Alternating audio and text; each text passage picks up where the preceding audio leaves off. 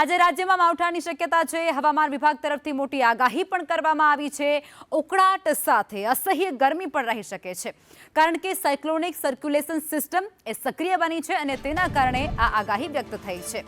જૂનાગઢ, રાજકોટ અને ભાવનગરમાં આગાહી છે, તો અમરેલી, ગીર સોમનાથ અને બોટાદમાં પણ આગાહી કરવામાં આવી છે અને આ ઉપરાંત દાહોદ, છોટાઉદેપુર, નર્મદા અને તાપીમાં પણ કમોસમી વરસાદની આગાહી વ્યક્ત કરવામાં આવી છે। સાયક્લોનિક સર્ક્યુલેશનની સિસ્ટમ સક્રિય થઈ છે અને તેને કારણે હવામાન વિભાગ તરફથી આ આગાહી વ્યક્ત કરાઈ છે। आज का जो पूर्वानुमान है 7 से 13 मई तक, 7 तारीख आज हम लोग हल्का से मध्यम बरसात मेघ गर्जना के साथ एका दुक्का स्थानों में दे रहे हैं। इसमें जो डिस्ट्रिक्ट आ रहा है गुजरात रीजन में, पहले आपका जो पूर्वी क्षेत्र साउथ गुजरात की जो डिस्ट्रिक्ट है इसमें आ रहा है। इसमें दाहोद, छोटाउदेपुर, नर्मदा, तापी और डांग के लिए दिया गया है। और सौराष्ट्र कच्छ में भी कई डिस्ट्रिक्ट में ऐसा रेन की संभावना रहेगी मेघ गर्जना के साथ। गिर सोमनाथ, जूनागढ़, अमरेली, भावनगर, राजकोट और बोटाद के लिए दिया गया है। ડાંગના સાપુતારામાં પણ હવામાનમાં પલટો આવ્યો અને ત્યાં સાપુતારા તેમજ તળેટીના જે વિસ્તારો છે ત્યાં કમોસમી વરસાદ વરસવાનો શરૂ થયો। ડોનમાં હિલ્સ વિસ્તારમાં પણ વરસાદ વરસ્યો। સાપુતારા ફરવા માટે આવેલા તમામ એ સહેલાણીઓ, તમામ એ પ્રવાસીઓ જેમનામાં ખુશીની એક લહેર જોવા મળી હતી।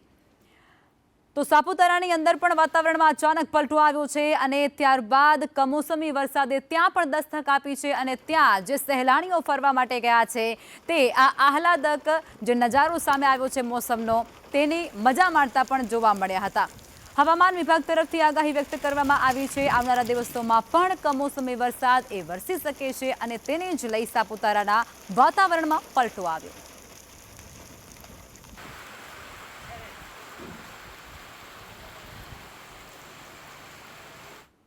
ઉનાળામાં બરફના એકમો પર એએમસી દ્વારા તપાસ શરૂ કરવામાં આવી છે। બરફ ઉત્પાદનમાં ગુણવત્તા અંગે ખાસ તપાસ હાથ ધરાઈ રહી છે। એએમસી હેલ્થ વિભાગની ટીમ આ મુદ્દે તપાસ કરી રહી છે। દુધેશ્વર વિસ્તારમાં તેની તપાસ ચાલી રહી છે। પાણીમાં ક્લોરીન છે કે કેમ તેને લઈને પણ ચકાસણી કરવામાં આવી રહી છે।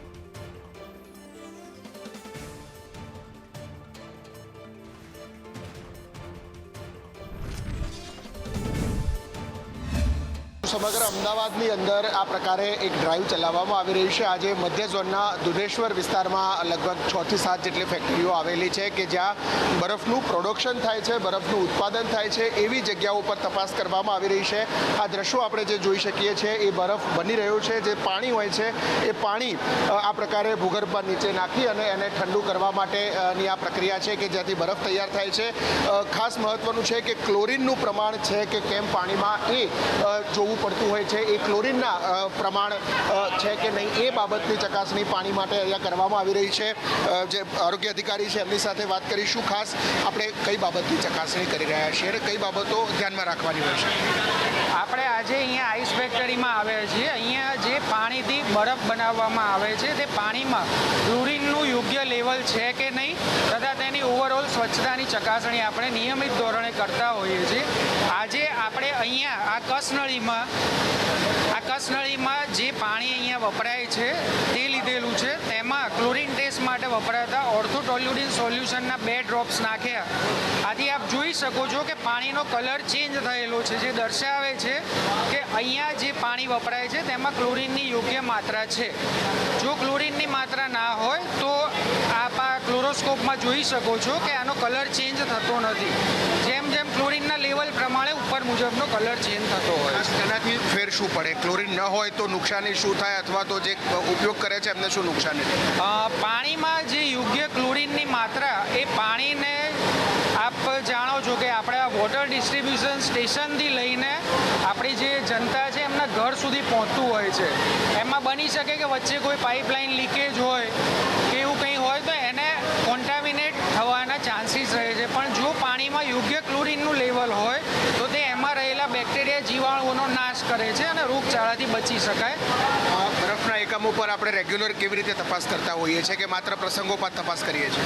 ના, દૈનિક ધોરણે આપણે અહીંયા બરફની કે પાણીના જગ સપ્લાય કરતા દૈનિક ધોરણે એમના દ્વારા ક્લોરીન ટેસ્ટ કરવામાં આવે છે તથા મહિનામાં 2 વખત પાણીના સેમ્પલ લેવામાં આવે છે। મહિનામાં 2 વખત વખત પાણીના આ સેમ્પલ લેવામાં આવે છે. આ બીજી તરફ દ્રશ્યો પણ બતાવીશું કે જે આ તૈયાર થયેલો બરફ છે એ બહાર કાઢવામાં આવ્યો છે.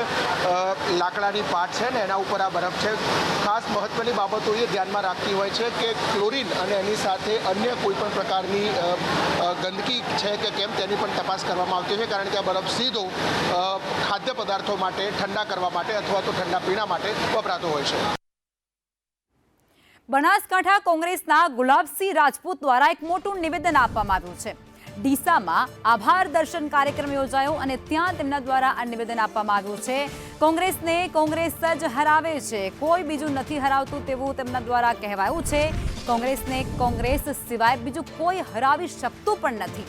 છેલ્લી ઘડી સુધી ટિકિટની રાહ જોવાની અને છેલ્લી ઘડી સુધી ટિકિટ માટે લોબિંગ કરીએ. ટિકિટ મળે તો ઠીક અને ન મળે તો પછી હરાવવાનું કામ કરીએ. કોંગ્રેસને નુકસાન થયું હોય તો એક કોંગ્રેસે જ કર્યું છે. હરાવવાનું કામ કોંગ્રેસને કોંગ્રેસ જ હરાવે, બાકી કોઈ હરાવી શકતું જ નથી. કોંગ્રેસને કોંગ્રેસ સિવાય બનાસકાંઠાનો ઇતિહાસ જોયો છે. આજ સુધી કોંગ્રેસને જે પણ નુકસાન છે કોંગ્રેસના લોકો જ કર્યું છે, બહારના કોઈ લોકો આવી કરતા. અને આ જ મુદ્દે દેવરામ અમારી સાથે જોડાઈ ચૂક્યા છે. દેવરામ, આખી જ બાબત શું છે? ગુલાબસિંહ એવું કહી રહ્યા છે કે કોંગ્રેસને બીજું કોઈ નહીં પણ કોંગ્રેસ હરાવે છે. એવા કયા પરિબળો એમના ધ્યાનમાં આવ્યા? એ લખમાં વાત કરવામાં આવે છે, જ્યારે બનાસકાંઠા જિલ્લાના જે જિલ્લા પ્રમુખ છે ગુલાબસિંહ રાજપૂત, ત્યારે જે કાર્યક્રમ હતો ડીસા ખાતે આભાર દર્શન કાર્યક્રમમાં જેમાં નિવેદન આપ્યું હતું કે કોંગ્રેસને હરાવે છે, બીજું કોઈ હરાવતો નથી. ટિકિટની રાહ જોવાની હોય છે, ટિકિટ ન મળતાને છેડે તે જ પક્ષ વિરુદ્ધ કામગીરી કરતા હોય છે. કોમ્બિંગ કરીને ટિકિટ મળે તો બરાબર છે, નહીં તો હરાવવાનું કામ કરે છે. કોંગ્રેસને મોટું નુકસાન કરે છે તેવું નિવેદન આપ્યું છે. જી, એટલે કોઈ નામનો ઉલ્લેખ કરવામાં આવ્યો છે? જે વાત કરવામાં આવે તો કોંગ્રેસને એ નામ સિવાય ને ત્યારે જે નેતાઓ પર અનેક ઊંટનું ઠીકરું ઢોળ્યું છે તેને લઈને અત્યારે જે ચર્ચાનો મુદ્દો ચાલ્યો છે. જી, આભાર દેવરામ.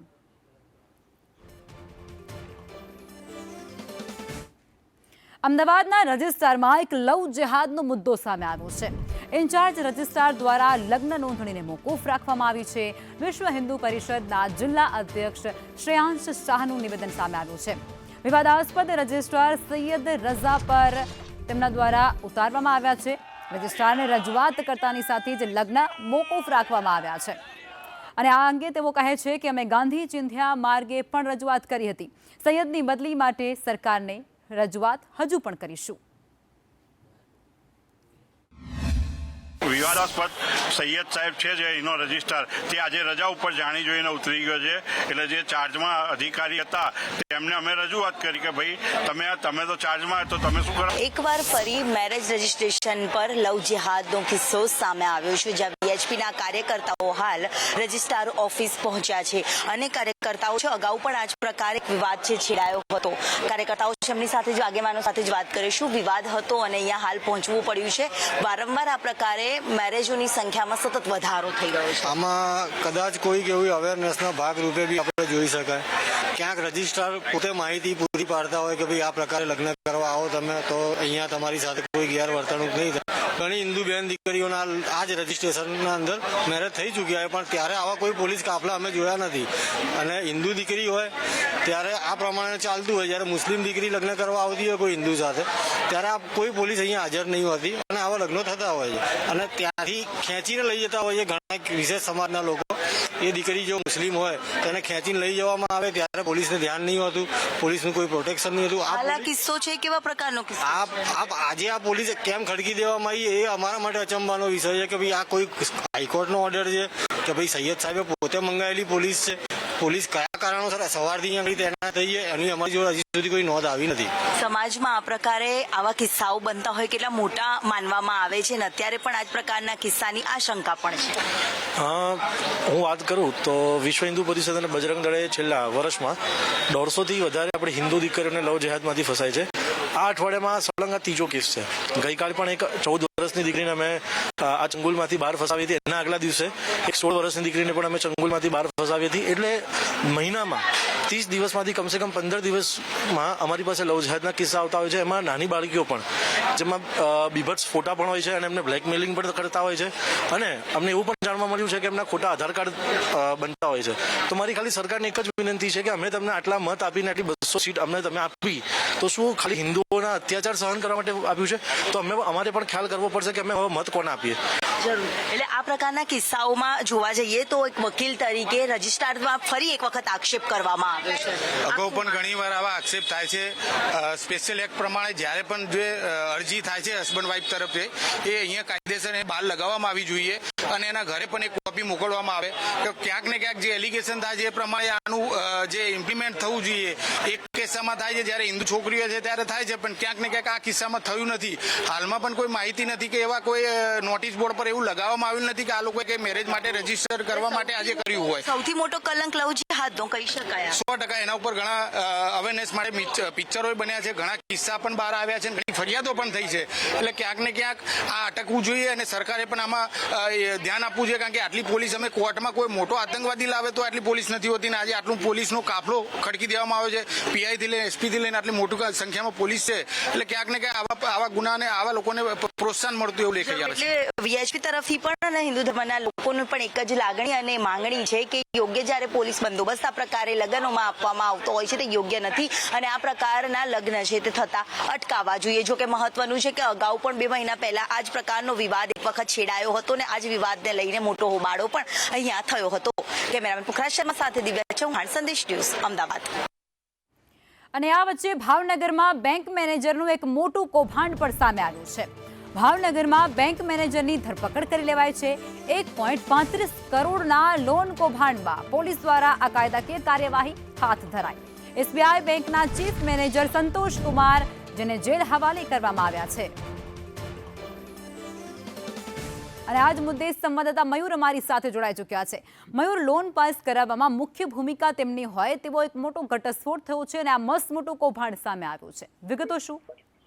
લખમાં ચોક્કસથી વાત કરીએ તો 31 માર્ચના રોજ નીલમબાગ પોલીસ મથકમાં એક ફરિયાદ નોંધાઈ હતી, જેમાં સરકારની જે પીએમઈ જીપી જે યોજના છે તે યોજના હેઠળ લોન લેવામાં આવી હતી અને લોનમાં કરોડો રૂપિયાનો કૌભાંડ છે તે આચરવામાં આવ્યું હતું. જે મામલે અગાઉ 4 મહિલા જેમણે લોન લીધી હતી, આ ઉપરાંત 2 એજન્ટો એટલે કે કુલ 6 વ્યક્તિઓ સામે ગુનો દાખલ કરીને તેમની ધરપકડ કરવામાં આવી હતી. ત્યારબાદ નીલમબાગ પોલીસે વધુ તપાસ કરતા આજે પીએમઈ જીપીનું જે લોન કૌભાંડ છે તેમાં નીલમબાગ બેંક જે આવેલી છે, એસબીઆઈ બેંક, તેમના ચીફ મેનેજર જે સંતોષ કુમાર છે તેની પોલીસે અટકાયત કરી છે. 1.35 કરોડ રૂપિયાનો જે લોન કૌભાંડ છે તે એસબીઆઈ બેંકના ચીફ મેનેજરે સાથે મળીને એજન્ટોની સાથે મળીને છે તે લોન કૌભાંડ આચર્યું હતું અને તે મામલે છે તેની ધરપકડ પણ કરવામાં આવી છે. કહી શકાય કે 4 મહિલાઓ અગાઉ અને 2 એજન્ટો મળી કુલ 6 વ્યક્તિઓની હાલ ધરપકડ કરી દેવામાં આવી છે અને તમામ જેલ હવાલે કરવામાં આવ્યા છે. ત્યારે બેંકના જે કર્મચારી, બેંકના જે મેનેજર છે તેમની પણ પોલીસ દ્વારા અટકાયત કરવામાં આવતા તેને કોર્ટમાં રજૂ કરવામાં આવશે અને આ ઉપરાંત રિમાન્ડની માંગણી કરવામાં પણ આવનાર છે. આ કેસમાં વધુ કેટલા લોકો સંડોવાયેલા છે તેની પણ હાલ નીલમબાગ પોલીસે તપાસ હાથ ધરી રહી છે. જી, આભાર મયુર.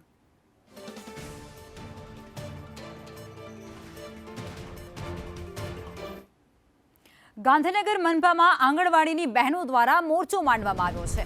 વસ્તી ગણતરીની કામગીરીમાંથી મુક્તિ અપાવવા માટે તે લોકો દ્વારા માંગ કરાય છે. વધારાની કામગીરીના ભારણ સામે આંગણવાડીની બહેનો અત્યારે વિરોધ પર ઉતરી છે. મનપા કમિશનરને રૂબરૂ મળી અને આવેદનપત્ર પણ આપ્યું છે.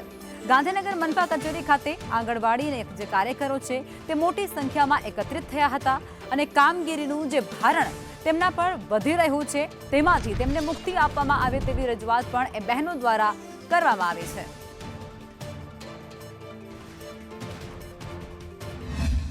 ભારત સરકારના આદેશ મુજબ અમારે એવો લેટર બી થયેલો છે કે આંગણવાડી સિવાયની કોઈ વધારાની કામગીરી કરવી નહીં. તો પણ આજે અમને આ વસ્તી ગણતરીનું કામ સોંપવામાં આવ્યું છે અને ઓર્ડર પણ કરેલ છે. આજે ટ્રેનિંગ રાખી છે તો અમે આજે આ કામગીરી નહીં કરવાનો વિરોધ કરી રહ્યા છીએ. તમામ કાર્યકર બેન આગામી દિવસોમાં માંગ નહીં સ્વીકારાય તો શું પગલું રહેશે? આગામી દિવસોમાં માંગ સ્વીકારવામાં નહીં આવે તો ઉગ્ર આંદોલન કરીશું. અમારી આજની કાર્યક્રમ એ છે કે અમે પહેલાં તો માનદ વેતન માંગીએ છીએ. સરકારી કર્મચારી અમે છીએ તો અમને સરકારી કર્મચારી ગણવા હોય, ગણી લીધા હોય તો અમને સરકારી કામ આપો. અમને સરકારે કોઈ કર્મચારી ગણતા નથી તો અમે વધારાની કામગીરી કરી શકીએ નહીં. આજે અમને વસ્તી ગણતરીની કામગીરી આપી છે પણ અમારે આઈસીડીએસનું જ કામ એટલું બધું છે તો વધારાનું કામ કરી શકીએ એમ છીએ નહીં. રાજ્યભરમાં ગૌ માતાને રાષ્ટ્રમાતાનો દરજ્જો આપવા માટે ઉગ્ર માંગણી કરવામાં આવી રહી છે. રજૂઆતો કરવામાં આવી રહી છે, આવેદનપત્રો આપવામાં આવી રહ્યા છે. અમદાવાદ હોય, સુરત હોય કે રાજકોટ હોય, ત્યાં તમામ જે ગૌ પ્રેમીઓ છે તે રસ્તા પર ઉતરી આવ્યા છે, હાથમાં ધ્વજાઓ લઈને નીકળ્યા છે, તો કોઈ પોસ્ટરો લઈને નીકળ્યા છે, તો કોઈ ગાય માતાની મૂર્તિઓ લઈને નીકળી પડ્યા છે અને ગાય માતાને રાષ્ટ્ર માતાનો દરજ્જો આપવામાં આવે તેવી જાહેરાત કરવામાં આવે તેવી માંગ એ તમામ લોકો દ્વારા કરવામાં આવી રહી છે. સાધુ સંતો પણ એ સામાન્ય લોકો સાથે આ માંગમાં જોડાઈ ચૂક્યા છે.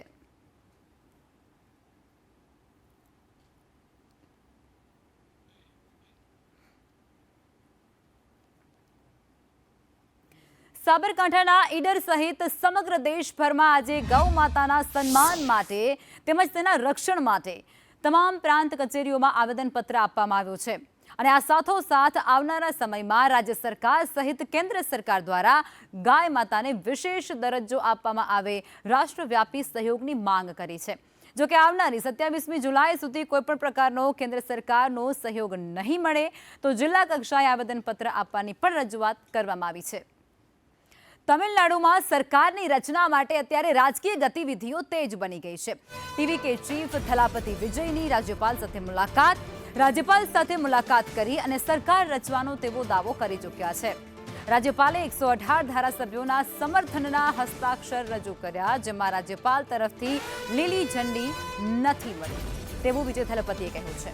રાજ્યપાલે 118 ધારાસભ્યોની સહીનો આગ્રહ ફરીથી વ્યક્ત કર્યો છે અને આ પહેલા પણ બહુમતી ન હોવાથી રાજ્યપાલે તેમને પરત મોકલ્યા હતા.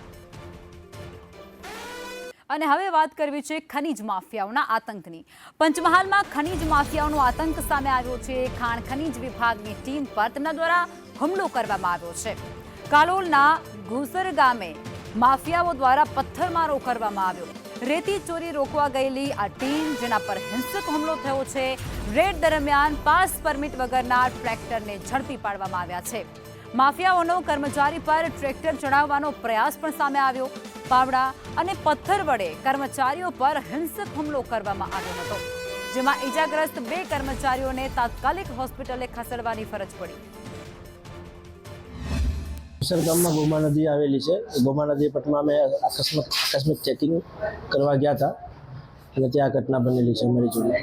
આખોરો 15થી વધારે લોકો હતા. આગળ તો અમે પોલીસ સ્ટેશન છે વેજલપુર, ત્યાં અમે એફઆઈઆર કરવાના છે અને 15 જેવા લોકો હતા અને 7-8 જેવા ટ્રેક્ટરો હતા. એમાં 5 અમે પકડી પાડેલા ટ્રેક્ટરો અને 2 ભાગી ગયેલા, પરંતુ ત્યારબાદ એ ટ્રેક્ટરના માલિકો આવી બીજા 4 ટ્રેક્ટર ભગાડી ગયા અને એ 4 ટ્રેક્ટરોના માલિકો અને એના માણસો એના દ્વારા અમારા ઉપર હુમલો કરવામાં આવ્યો છે. કોઈ પણ રોયલ્ટી પાસ કે કોઈ પુરાવા વગર ટ્રેક્ટરથી ચોરી થાય છે, પાવડા અને તગારાથી ચોરી થવાની બાતમી મળતા અમારી ટીમ સાથે અમે ત્યાં હાજર તપાસમાં ગયેલ. તપાસમાં જતા એમના લોકો દ્વારા અમે ટ્રેક્ટરને રોકવાનો પ્રયાસ કરેલ અને પૂછેલું કે તમારી પાસે કોઈ રોયલ્ટી પાસ કે કોઈ આધાર પુરાવા છે, તો એ લોકો ભગાડવાની ટ્રાય કરતા હતા પૂરી અને અમારી ઉપર એસોલ્ટ કર્યો છે અને ભગાડીને અમારી ઉપર પાવડા, ધોકા અને બધાથી હુમલો કર્યો છે. અમારી ટીમમાં અમારા કેયુરભાઈ સંજડિયા છે, માઇન સુપરવાઇઝર, એમને પણ વાગેલું છે વધારે, એમની ઉપર પણ એસોલ્ટ થયો છે અને મારી ઉપર પણ એસોલ્ટ થયેલો છે. સર અમે ત્યારે સ્થળ ઉપર 6 ટ્રેક્ટર આશરે 5 અથવા 6 ટ્રેક્ટર ત્યાં હતા અને આશરે 5 થી 6 જણા કરતાં વધારે લોકો તે એકઠા થઈ અમારી ઉપર એસોલ્ટ કર્યો છે. આ તરફ સુરત વેસુના એક બિલ્ડર પર દાદાગીરી કરતા હોવાનો આરોપ લાગ્યો છે. ઓફિરાપ એક બિલ્ડરે ફ્લેટ ધારકો પાસે રૂપિયા તો લઈ લીધા, રૂપિયા લઈ અને ફ્લેટનું પોઝિશન તેમને આપ્યું નથી તેવો આક્ષેપ છે. ન્યાય માટે ફ્લેટ ધારકો એ પોલીસ કમિશનરની કચેરી બહાર પહોંચી ગયા હતા અને છેલ્લા 2 વર્ષથી આ બિલ્ડર વાયદા તેમને આપે છે તેને લઈ અને આક્ષેપો કરવામાં આવ્યા છે. ફ્લેટ ધારકો એ લોનના હપ્તા અને વ્યાજ ભરી અને થાકી ચૂક્યા છે. 2 કરોડ રૂપિયાના ફ્લેટનું પોઝિશન નહીં આપવાનો દાવો થયો છે.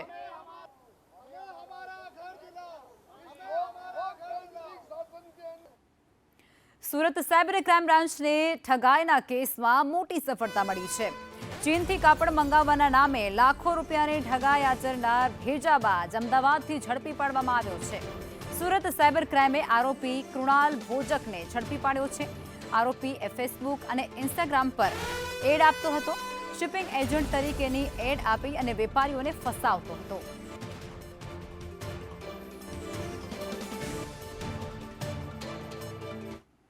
ગિફ્ટ સિટીમાં રોકાણના નામે કરોડો રૂપિયાની ઠગાઈ થઈ હોય તે પ્રકારનો એક આક્ષેપ લાગ્યો છે. અંદાજે રૂપિયા 500 કરોડના કૌભાંડની ચર્ચા છે. ઈસરીના વતની ઉત્પલ પટેલ સામે આ ગંભીર આરોપ થયા છે. ગિફ્ટ સિટી અને નોઈડા સાથે જ કાશ્મીરમાં ઓફિસ ખોલી કથિત ડેટા સેન્ટર બનાવી અને ટેરાબાઇટ ભાડે આપવાની સ્કીમ ચલાવી હતી, જેમાં એક ટીબી માટે રૂપિયા 38,000નું રોકાણ કરાવવામાં આવ્યું હતું અને દર મહિને રૂપિયા 1650 ભાડું આપવાની લાલચ અપાઈ હતી.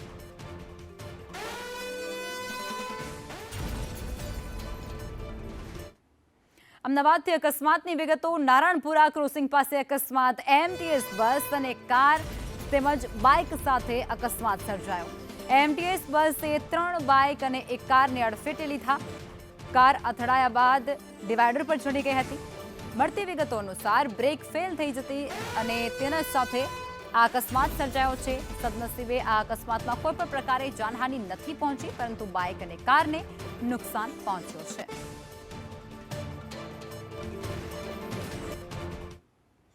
અમદાવાદના નિકોલમાં અકસ્માત સર્જાય છે અને એ અકસ્માતની અંદર એકનું મોત નીપજે છે. એક વૃદ્ધાનું મોત થાય છે. સ્કૂટી પર જઈ રહેલા સાસુ અને વહુને અકસ્માત નડ્યો. રોંગ સાઈડમાં આવી રહેલા બાઇક ચાલકે તેમને ટક્કર મારી. સાસુ અને વહુ બંને નીચે પટકાયા. કાર ચાલકે સાસુને કચડી નાખ્યા. સ્પીડમાં આવતી કારે ટક્કર મારતા સાસુનું મોત નીપજ્યું.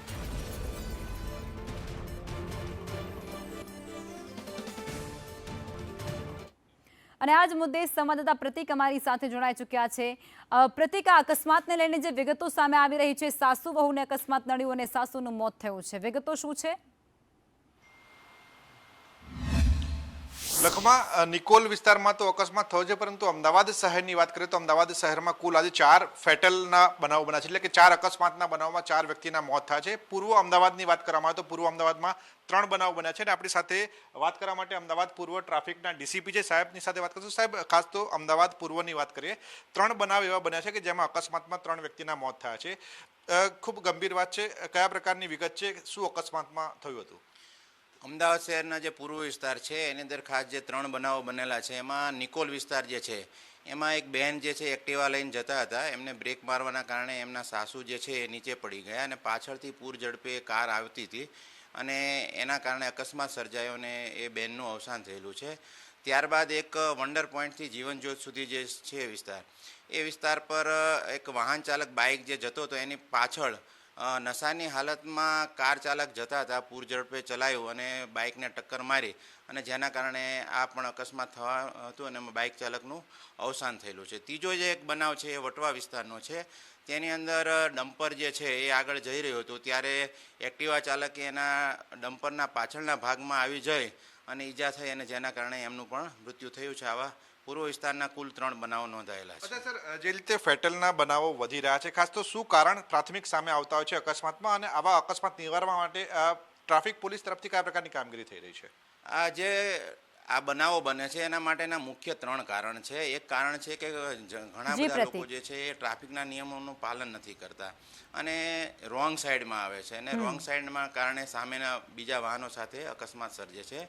બીજો જે ખાસ બનાવ જે છે આ પ્રકારમાં, એમાં ખાસ કરીને જે સ્પીડમાં ઓવર સ્પીડમાં ગાડીઓ ચલાવે છે એના કારણે એના પર એમનું બેલેન્સ નથી રહેતું અને અકસ્માત સર્જે છે. અને ત્રીજું જે મુખ્ય કારણ જે છે એની અંદર કોઈ નશાની હાલતમાં હોય છે ત્યારે પણ એ પોતાના જે વાહન છે એના ઉપર કાબુ ગુમાવી દેશે અને અકસ્માત સર્જે છે. ધન્યવાદ.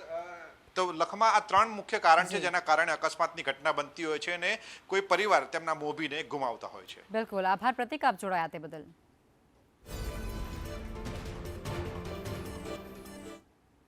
અડાલજમાં મહેસૂલ વિભાગની ચિંતન શિબિર યોજાય અને એનું સમાપન સમારોહ હતો, ત્યારે ડેપ્યુટી સીએમ હર્ષ સંઘવી ત્યાં હાજર રહ્યા. અડાલજમાં દાદા કન્વેન્શન સેન્ટર ખાતે આ કાર્યક્રમ યોજાયો હતો, જેમાં 3 દિવસીય શિબિરનો આજે અંતિમ દિવસ હતો.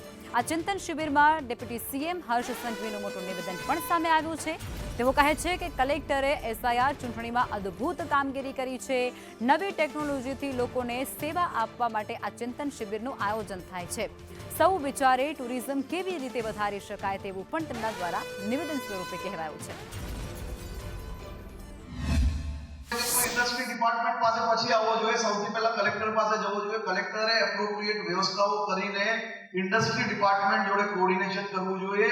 એની વધુમાં વધુ સારી વ્યવસ્થાઓ એ કલેક્ટર ઓફિસની અંદર ઊભી કરવી જોઈએ, કારણ કે કોઈ બી ઇન્વેસ્ટર એ જ્યારે મેગા ઇન્વેસ્ટર હશે એ ગાંધીનગર સુધી ધક્કો ખાય તો બરાબર છે, પણ કોઈ એમએસએમઈ વાળાએ ગાંધીનગર સુધી ધક્કો જ કેના માટે ખાવો?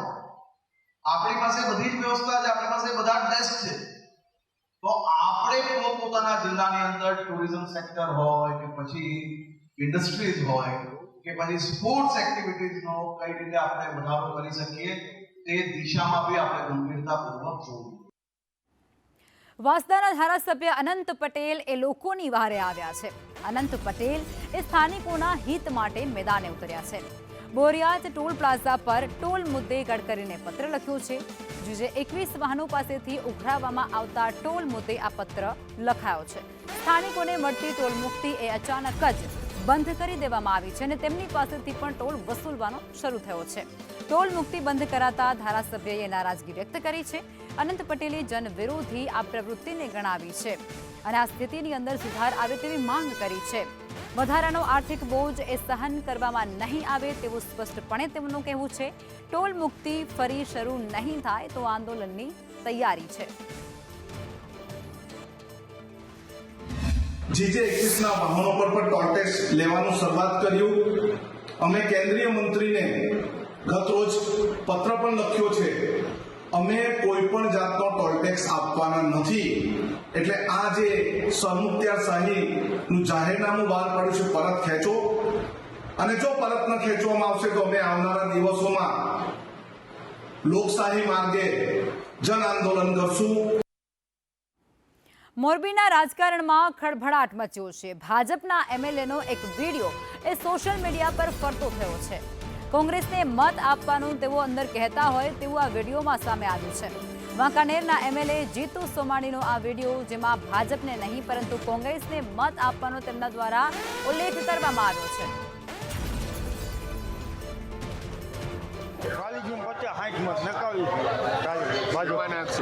ભાજપમાં તાલુકા પંચાયતમાં જિલ્લામાં બેમાં ભાજપ પર જ નાખવાના તો કોંગ્રેસમાં ના, એમાં અમને નહીં ફાવે, કારણ કે અમને 5 વર્ષ થયા આમાં લાભ મળે.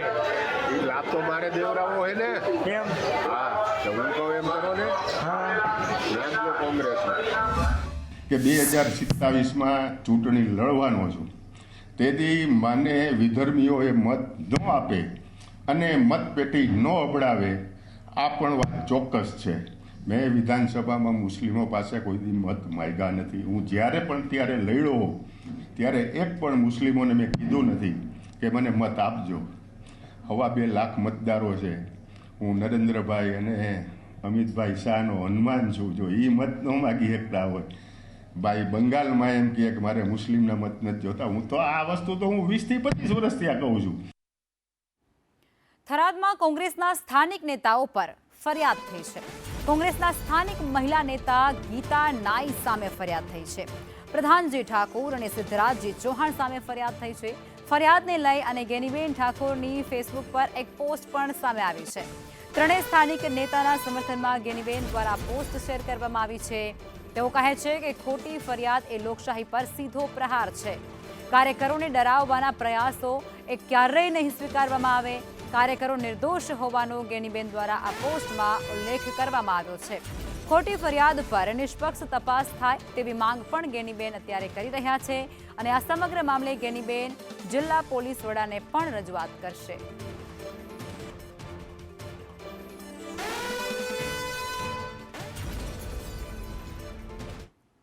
સુરત સિવિલ હોસ્પિટલમાં એક ચોંકાવનારો દાવો થયો છે, જેમાં આરોપ કંઈક એવો છે કે હોસ્પિટલના સિક્યુરિટી ગાર્ડે જ એમ્બ્યુલન્સની હવા કાઢી નાખી હતી. જોકે આ હોસ્પિટલના સીસીટીવી કેમેરા છે તેની તપાસ હાથ ધરવામાં આવી રહી છે અને હકીકત કંઈક એવી સામે આવી હતી. આ એક કાવતરું હોવાનું સામે આવ્યું હતું. વાસ્તવમાં એમ્બ્યુલન્સ ચાલકે જ આ ટાયરમાંથી હવા નાખી હતી.